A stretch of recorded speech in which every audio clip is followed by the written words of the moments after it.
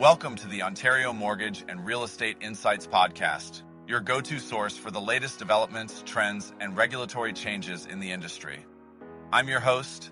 I'm Sandy, your guest host from Keller Williams Legacies, here to provide you with insights sourced from reputable news outlets to help you stay informed. Steve Hamlin here. This is brought to you by Real Approved Inc., a trusted mortgage brokerage dedicated to helping Canadians achieve their homeownership dreams. Visit realapproved.ca to learn more about how our experienced team can assist you with your mortgage needs. Let's dive into today's episode. Today, we're diving into some concerning news regarding Canadian consumer insolvencies. It seems like we're reaching levels that we have not seen since the global financial crisis of 2009. Sandy, what are your thoughts on this? Well, Steve, the numbers are definitely alarming. According to the Office of the Superintendent of Bankruptcy, there was a 4.8% year-over-year rise in filings for the third quarter of 2025. That's 36,256 filings, making it the third highest quarterly volume since 1987. It's quite unsettling to think about how many Canadians are struggling right now with their financial obligations. Absolutely, Sandy. And it's worth noting that experts like Wesley Cowan, a licensed insolvency trustee and vice chair of the Canadian Association of Insolvency and Restructuring Professionals, have pointed out that these insolvencies often result from financial pressures that have been building quietly over time. That's right, Steve.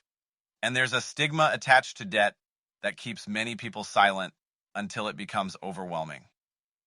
Cowan emphasized the importance of having open conversations about debt, particularly during Financial Literacy Month. He believes that reaching out for help early can make a significant difference. It's interesting to see that while consumer insolvencies are up, business insolvencies have actually decreased by 15.5% year over year. However, Craig Monroe from CARP warns that this might not indicate better business health. Some business owners are possibly just delaying filings by juggling debt or negotiating informally with creditors. Yes, and that delay could mean that the official numbers don't fully capture the financial challenges businesses are facing. It's a reminder that stigma can impact both consumers and businesses when it comes to insolvencies. And if we look at the household credit landscape, there are signs of strain beneath the surface, despite an appearance of stability. CIBC Capital Markets has warned that with mortgage renewals expected in 2026, more Canadians could face financial pressure. Economist Benjamin Tal noted a shift between rising proposals and falling bankruptcies, which could be masking deeper issues. Ontario and Quebec are leading the country in insolvency filings, with British Columbia seeing the sharpest increase. It's crucial for Canadians to understand their financial situation and know where to seek help. Licensed insolvency trustees offer a confidential space to explore debt relief options, as Craig Monroe highlighted. Let's shift gears a bit and talk about how Canadians are bracing themselves for higher mortgage rates. According to a recent survey by TD, there's quite a bit of anxiety among homeowners who are looking to renew their mortgages in the next year. That's right, Steve. Almost half of the Canadian homeowners surveyed anticipate that they'll be making larger monthly payments when they renew their mortgages. And it's not surprising considering many of these mortgages were taken out during the pandemic when interest rates were at historic lows. Exactly, Sandy. The survey highlights that 22% of Canadians will be renewing their mortgages in the next 12 months, and the Bank of Canada reports that 60% of all outstanding Canadian mortgages are set to renew in 2025 or 2026. So, there's a significant portion of the population that's preparing for potential financial strain. And it's affecting their financial planning, Steve. A significant 73% of those surveyed say they're planning to cut back on expenses to meet their mortgage payments. In particular, 43% are considering putting a hold on home renovations, which is quite telling about their priorities. It's interesting to note that while renovation costs have increased across Canada, Ontario has seen a slight decrease. But still, Canadians are cautious. Some are even considering selling their homes and downsizing or moving to more affordable neighborhoods. And the anxiety doesn't stop there. Patrick Smith from TD pointed out that Canadians are also dealing with economic uncertainty at home and global instability abroad. This only adds to the financial anxiety that many are feeling. That's a good point, Sandy. Despite the softening of housing prices in many markets, they are still perceived as high by potential first-time buyers. The survey found that 55% of prospective homebuyers are cutting back on unnecessary expenses to save for a purchase. And 31% of those potential buyers are considering cashing in investments from their tax-free savings accounts and registered retirement savings plans to help fund their home purchase. It's a tough decision, but it shows how determined many Canadians are to own a home. When it comes to choosing between a fixed rate and a variable rate mortgage, the survey indicates that 3/4 of Canadians are leaning towards fixed rates. This preference for predictability and stability makes sense, especially in uncertain times. Absolutely, Steve. As Patrick Smith mentioned, while variable rates might offer lower interest, a fixed rate could be more suitable for those with a tight budget or for first-time homebuyers who value consistent payments. It's all about finding what fits best for each individual situation. And yet, only 35% of those surveyed have sought advice about home ownership. It seems there's a need for more accessible professional advice to help Canadians navigate these complex decisions. As Smith from TD said, having quick access to advice can boost confidence when buying a home. In today's Ontario real estate market, it seems sellers are facing a bit of a standstill as buyers are increasingly willing to wait for a better deal. According to Matthew Regan from Re/Max Escarpment Realty, if a house is priced even a little too high, it can sit on the market for an extended period. That's right, Sandy. Regan mentions that days on market are piling up, particularly in areas like Oakville, Mississauga, and Burlington. He believes that the key issue here is seller expectations, which might be set too high given the current market conditions. It's interesting to see how buyers react once prices are adjusted. Reagan shared examples where significant price cuts led to quick sales. For instance, a property on Devon Road in Oakville eventually sold for $1,370,000 after the asking price was reduced to $1,439,000, having initially been listed at $1,549,999. Exactly, Sandy. It seems that once prices reach a level that buyers perceive as fair, they are ready to act. Another example is a semi-detached house on Brant Street, which sold for $1,850,000 after a price reduction from $2,399,000 to $1,999,999. This demonstrates the importance of pricing strategy in today's market. And yet, even with these examples, some sellers are hesitant to lower their prices. For instance, a property on the shore of Lake Ontario lingered on the market despite a price drop from $6.5 million to under $5 million. Reagan himself decided to purchase it for $4.2 million, seeing potential in renovating the property. That shows a strategic approach, Sandy. It's about recognizing when a property has reached a price where the investment makes sense.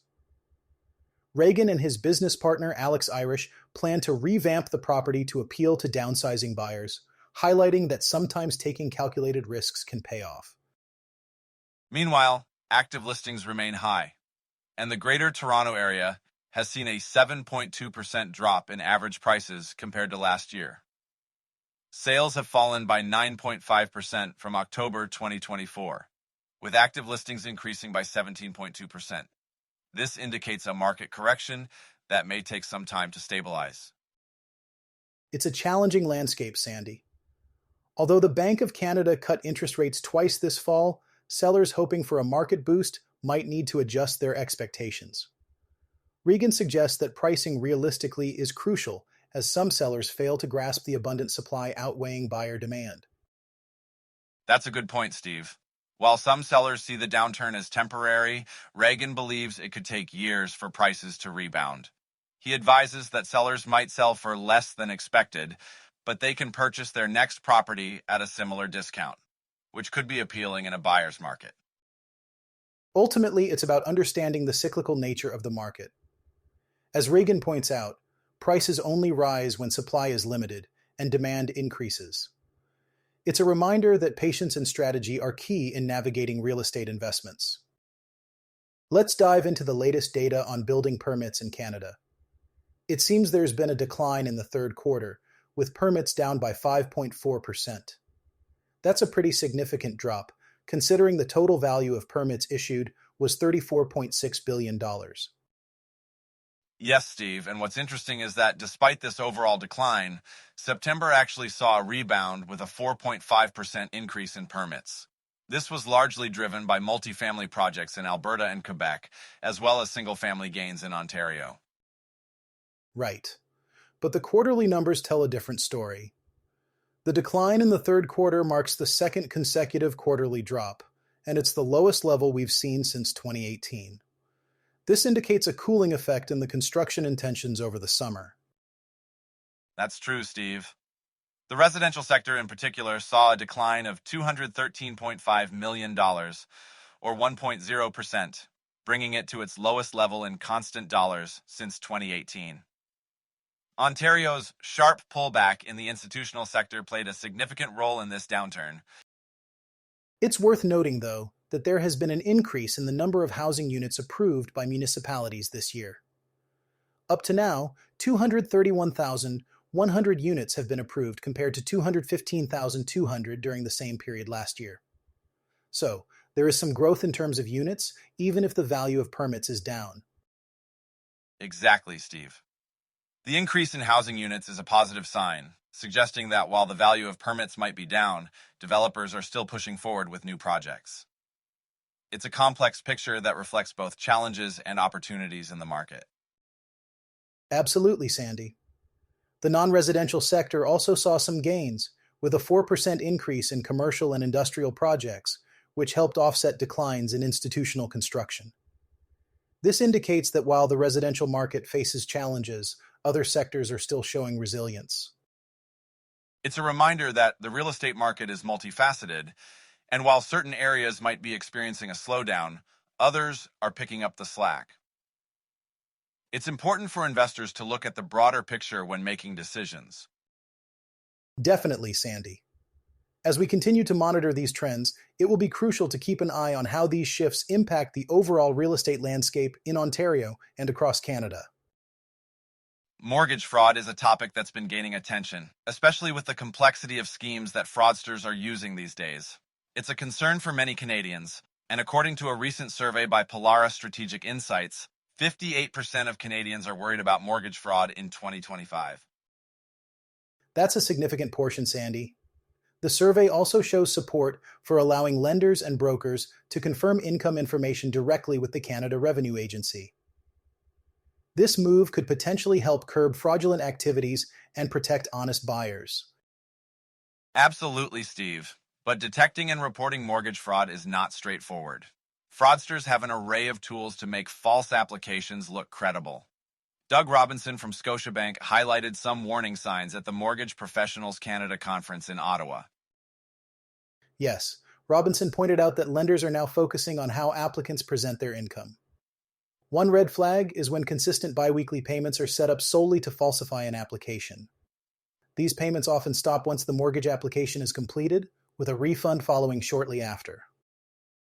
That's a clever, albeit deceitful tactic. Another method to spot potential fraud is by scrutinizing tax forms. Banks are increasingly calling listed tax preparers to verify if the borrower is indeed their client. This is particularly important for self-employed income applicants where fraud is more prevalent. It's interesting how the verification process is evolving. Robinson mentioned that if a tax form shows a preparation fee but lacks an accountant's name, it's best practice to request a letter from the accountant or a new T1 general with the accountant's name.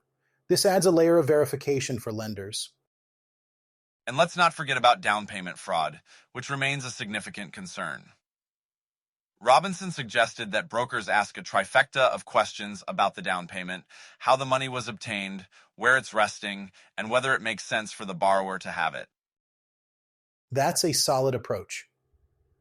A reasonability statement explaining why the down payment is logical can be crucial. Brokers should also be vigilant for sudden changes in a borrower's application, like a shift in the source of a down payment from a gift to a different method when proof is requested. Exactly, Steve. It's about thoroughness and attention to detail. Robinson emphasized the importance of having backup documentation, especially if a large sum suddenly appears in an account. This transparency is key in preventing fraud and ensuring a smooth process for legitimate applicants. As the real estate market continues to evolve, it's crucial for brokers and lenders to stay informed and adapt their practices to address these challenges. Keeping an eye on these warning signs can make a significant difference in maintaining the integrity of the mortgage process. Well, Steve, it seems like Burlington's real estate market is experiencing a bit of a downturn. The latest figures from the Toronto Regional Real Estate Board show that the average home price in Burlington fell 6.9% to $991,062 in October 2025. This is a significant drop from September, and it's also down 8.9% from the same time last year. That's quite a shift, Sandy. A decrease like that can have various implications for both buyers and sellers. With 214 home sales and an average of 39 days on the market, it seems like the market is cooling off a bit. There were also 815 active listings at the end of October, which is a 15% increase compared to last year. Yes, Steve, and when we break it down by property type, detached houses averaged $1.24 million, which is a 3.9% drop month over month. Semi-detached houses saw a 5.1% decline, averaging $900,571. However, attached houses experienced a slight increase of 3.3%, now averaging $923,988. It's interesting to see those variations, Sandy. The townhouse-style condos also saw a decline, averaging $742,481, which is a 0.8% drop from September. Meanwhile, apartment-style condos showed a slight increase year over year, despite a minor month-over-month decrease, averaging $672,811. And looking at these numbers in a broader context, since October 2015, the average sale price for all houses and condos in Burlington has increased by 56.4%. That's a substantial gain over the decade, which highlights the long-term growth despite the recent declines. That's a good perspective, Sandy. While the current downturn might be concerning for some, it's essential to remember the overall upward trend over the years. It's all about understanding the cycles and being prepared to adapt to these changes in the market. Absolutely, Steve. It's a reminder for both investors and homeowners to stay informed and make strategic decisions based on the current market conditions. With that, I think it's time to wrap up today's episode. Thanks for tuning in to another episode of the Ontario Mortgage and Real Estate Insights podcast. We hope you found today's insights valuable as you navigate the world of mortgages and real estate. Before you go, a quick reminder, Real Approved is here to make your mortgage journey smoother. Whether you're buying your first home or refinancing, their experienced team is ready to guide you with personalized support every step of the way. Visit realapproved.ca to get started and take the next step toward achieving your home ownership goals. Catch you next time and stay informed with the latest industry insights.